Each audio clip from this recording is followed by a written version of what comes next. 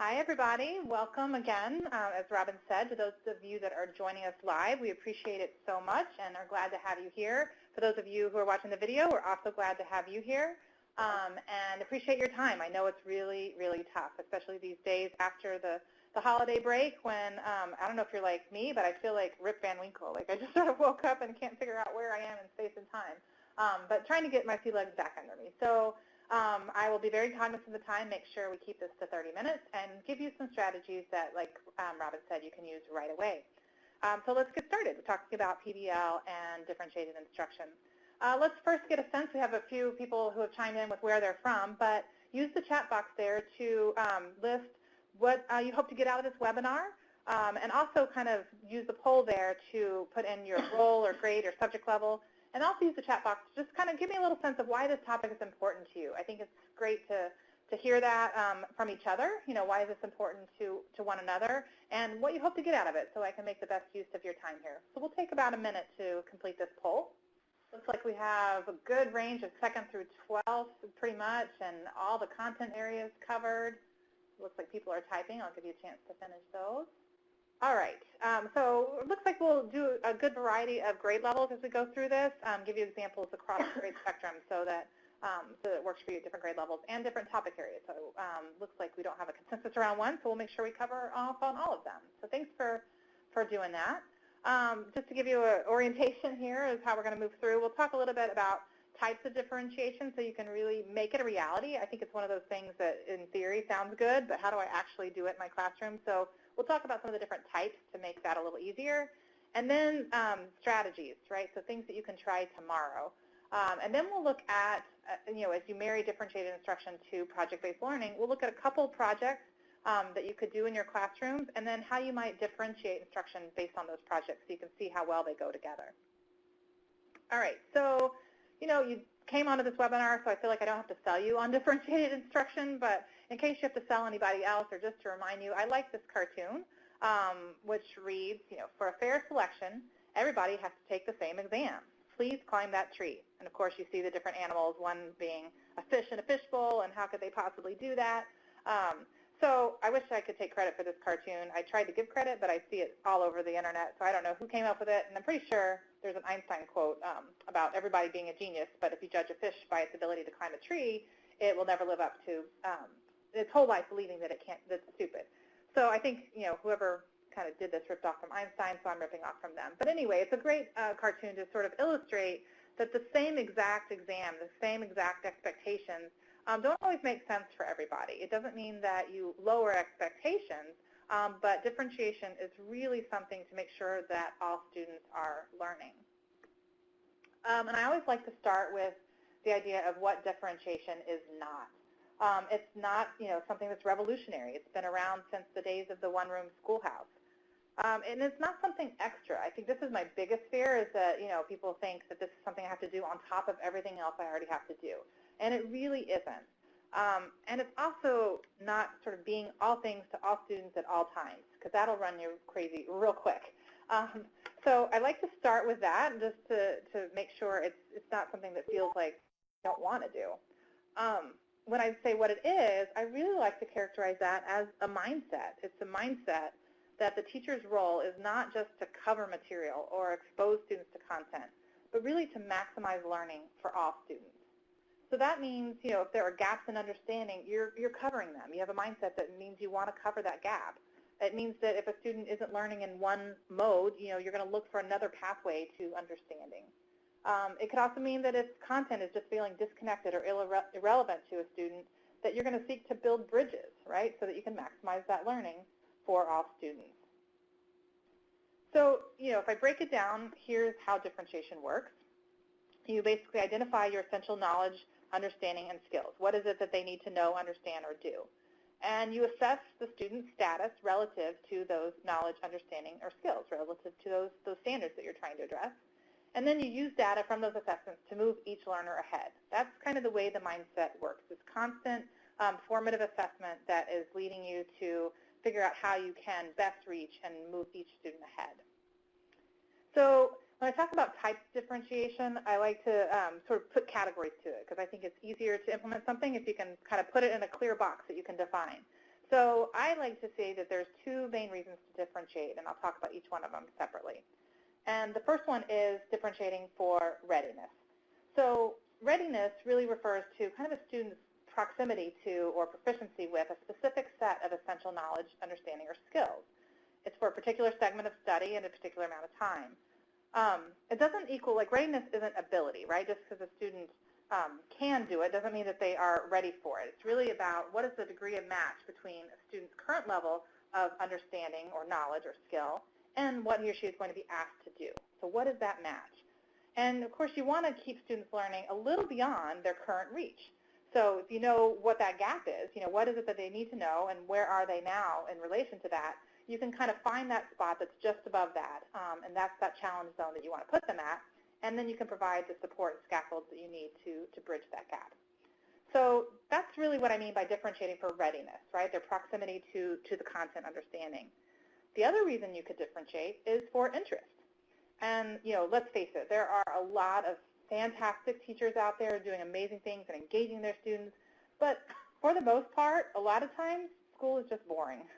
And I'm sorry, boring minds are not learning minds. They're just not. And so, although we don't feel like it's our job necessarily to be entertainers, if we want to move ahead each student in the learning process, interest really recruits the brain's attention systems, and it stimulates cognitive involvement. So it behooves us to make sure their interests are accounted for.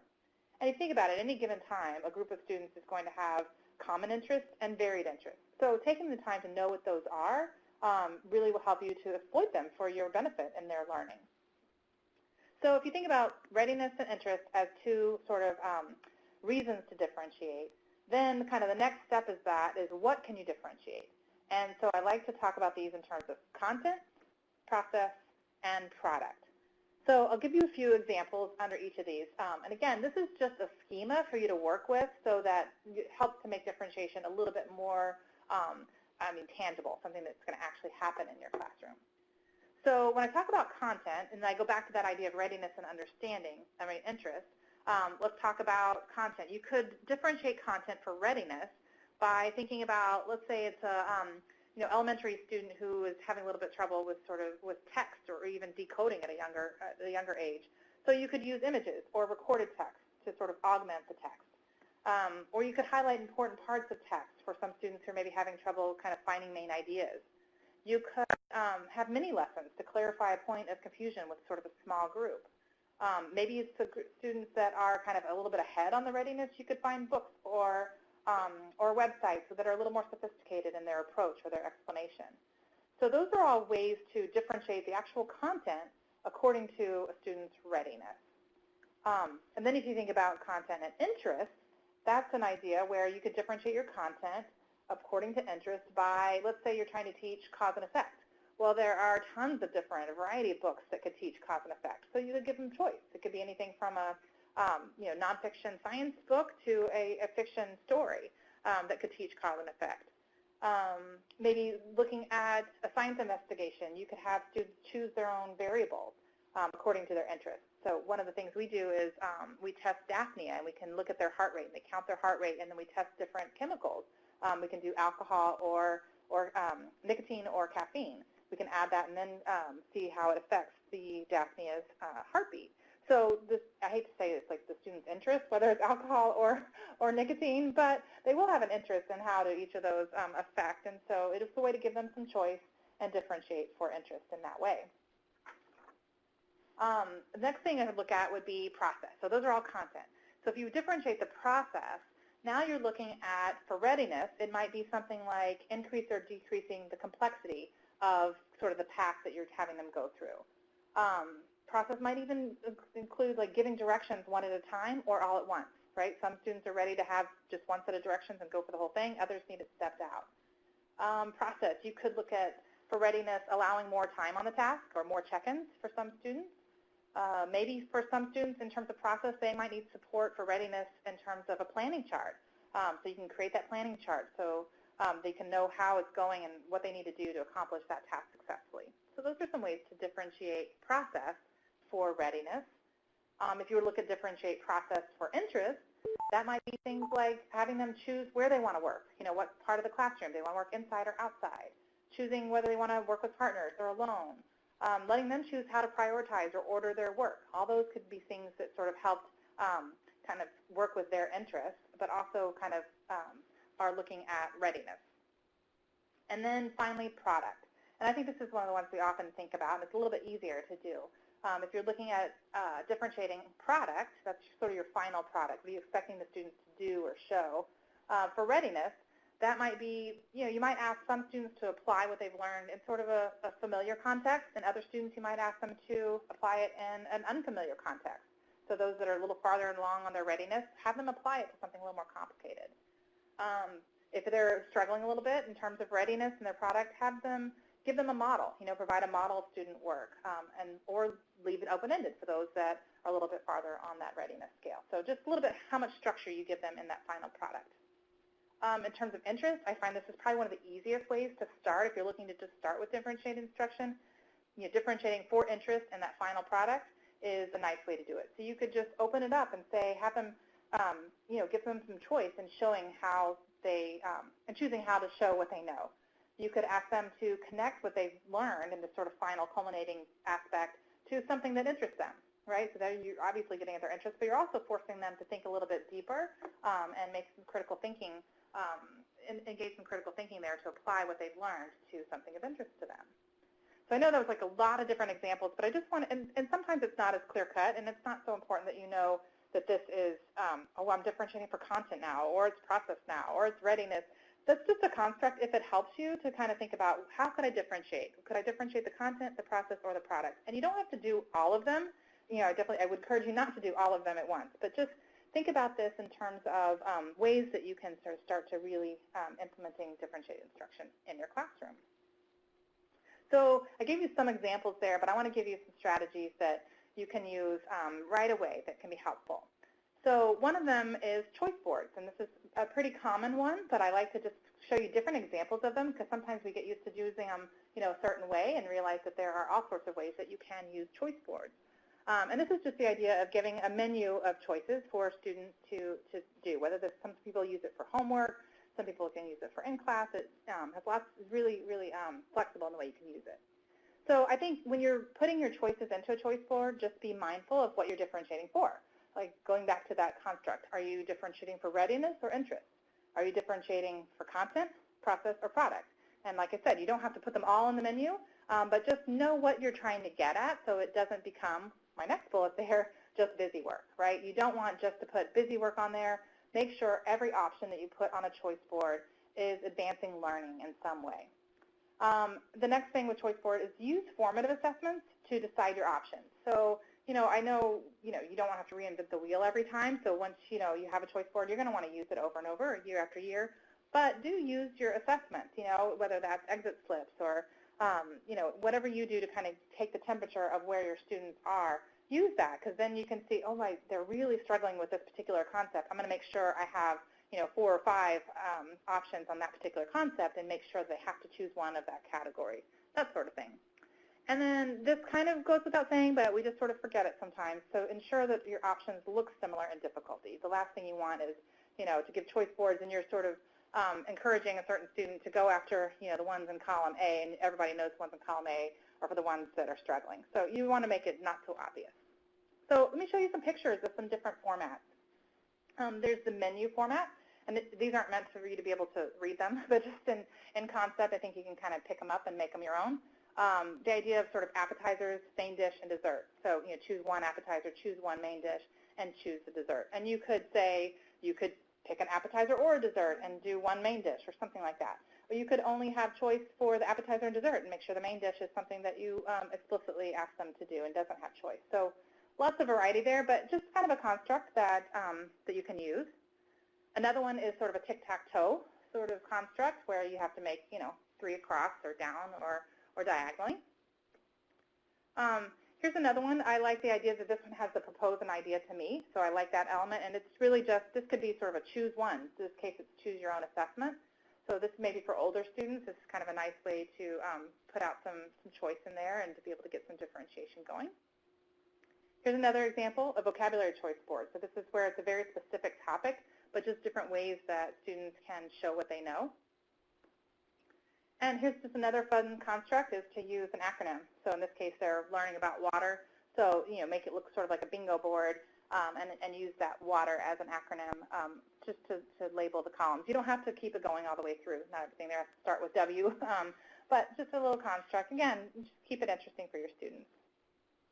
So that's a little bit about choice boards. I'm going to share 2 more strategies with you and then hear from you about what sort of strategies you are using in your classroom. So tiering assignments. This takes more work in the planning, but it's really when you get comfortable with some of those smaller steps, this is something to try. Tiering is usually used for readiness, so when you're differentiating according to whether a student is ready for content, whether they need more or less scaffolds. The important thing to remember with this is the amount of work should be the same. You don't want to just make more work for those students who are excelling, because it's just not fair.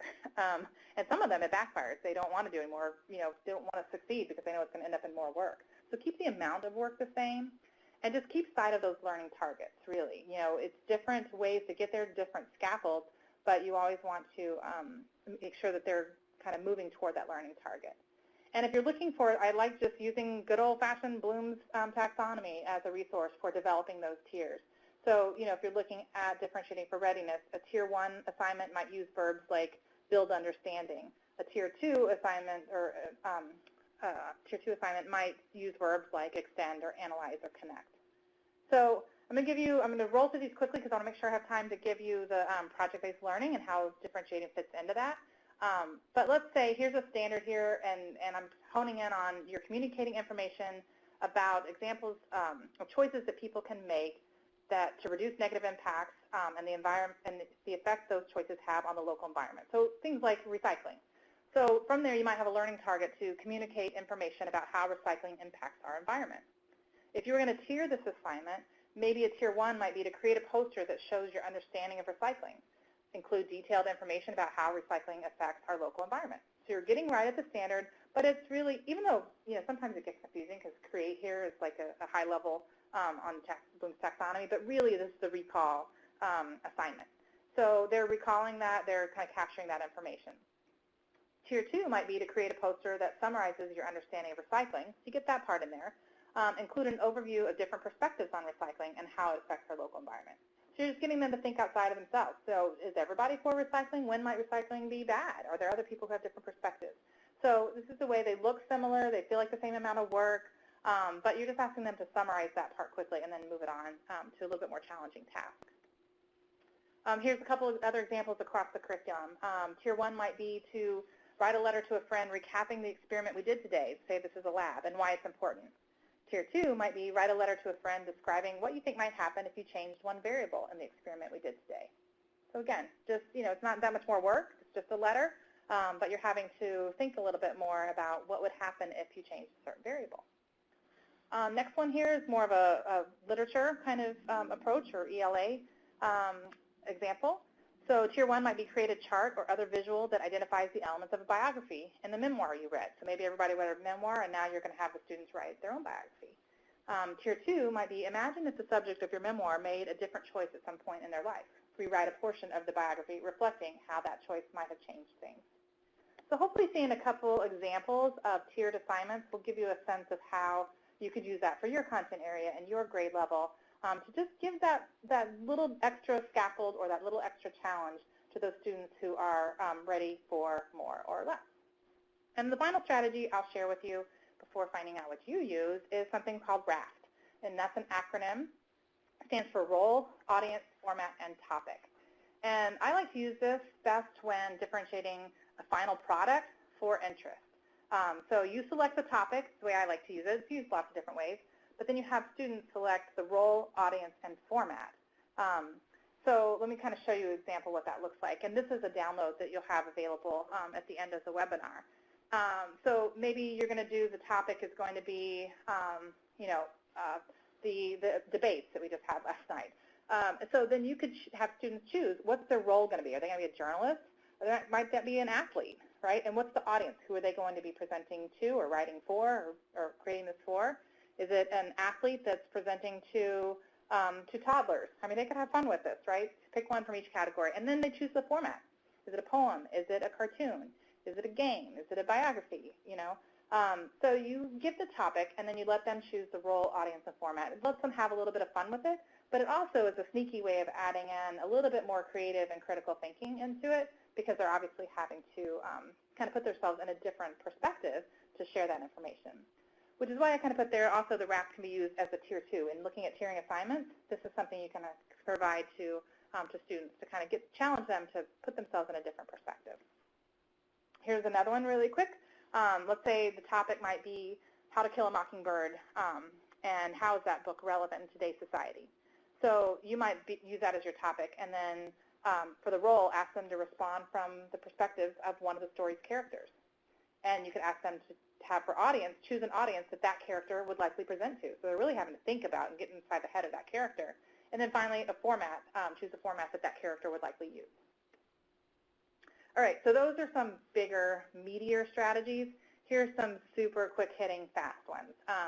Just don't forget about these things. These are things that you already know about, but I like to just put them in front of your mind and say you are differentiating instruction anytime you're using these. So sentence starters, just a great frame for helping students finish sentences or finish writing pieces. Anchor charts are great to use. Flexible grouping. Sometimes we get stuck where we're only grouping by ability, but feel free to shake that up. Group by interest, topic, learning style. The good old think, pair, share. This is a great differentiation strategy for those students who need to stop and think a little bit about it before they can formulate an answer. And I mentioned before, exit tickets, a great way to get some formative assessment. So I'm going to take a really, really quick poll. We're going to do like a 15-second poll here. Of which of these strategies do you think you might try in your classroom? So you can use the poll for that, and then use the chat box to share any other strategies that you use in your classroom. So we'll take 15, 20 seconds. All right, looks like people are willing to try a variety of things. So kudos to you guys and growth mindset. And continue to write in the chat box, because in the recording you will have access to things that people write there. So share your ideas there. Continue to share. I just want to make sure I have time to share at least one project with you and get you out of here on time. So I'll talk very quickly about the whole point of this is how does differentiation match up with project-based learning. So if you think about differentiation being a mindset that the teacher's role is to maximize learning for all students, then I think about project-based learning being authentic audiences that engage students emotionally, actively, and cognitively. Then for me it follows that really the best way to create time for differentiation is to engage students in open-ended projects that sustain inquiry. So the more open-ended your project is or your instruction, the more opportunities there will be to naturally differentiate instruction in it. So that's why I say these are made for each other. If you have a very narrow assignment, it becomes a lot of work. It's really onerous to sort of differentiate that.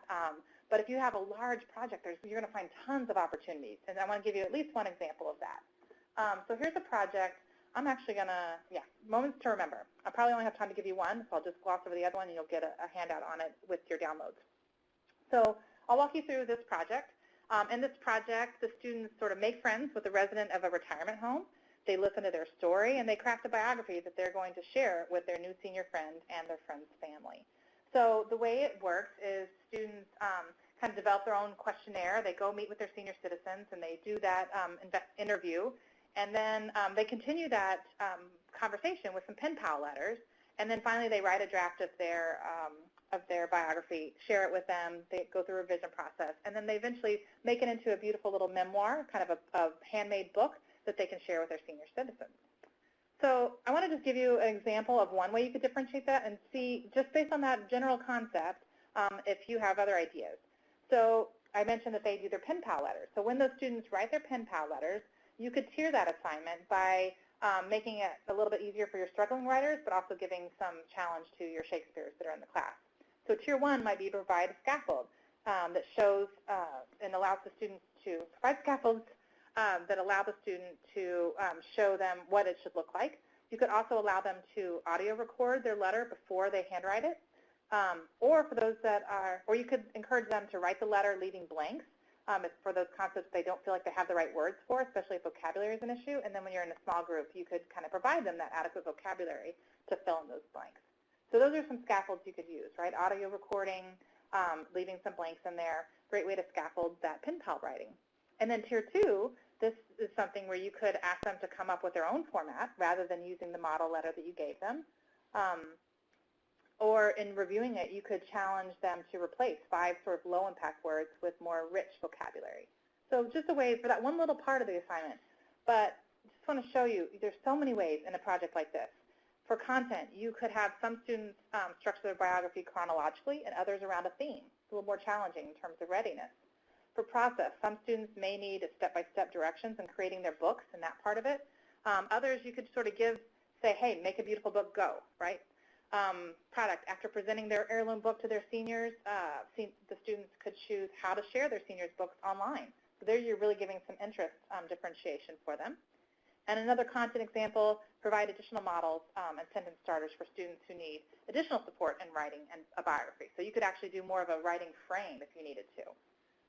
So I'm going to skip over asking you how you would differentiate this project, but I know you have great ideas for it. I want you to just think about, if you were to do a project like that, how would you differentiate it? What could you do to make it different in terms of content, process, and product for your students? Another project we have is called Prevent the Spreads, where students test the effectiveness of disinfectants, and they create a public service announcement to kind of help fight back against these microbes. So I won't go through these with you because we are out of time, but this is one where you could do a raft strategy really easily, lots more ways, and you'll get this PowerPoint so you can see more ways to differentiate this content for a project. But as I mentioned, basically you have these long projects, not long, but extended, challenging, sustained inquiry, that gives you the freedom to work that differentiation in very naturally. So if you have additional interest or looking for additional resources in these topics, here are some resources that I think are pretty good. For differentiated instruction, there's a link from Edutopia, ASCD, and from Prodigy that give you some great strategies.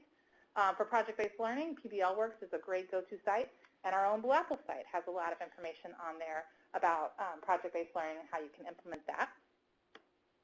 So I wanted to tell you a little bit about that. So Blue Apple, the two projects that one I sort of walked through, one I just barely mentioned, but those are part of our Blue Apple projects, and they're essentially projects that engage students in making the world a better place through some sort of sustained inquiry.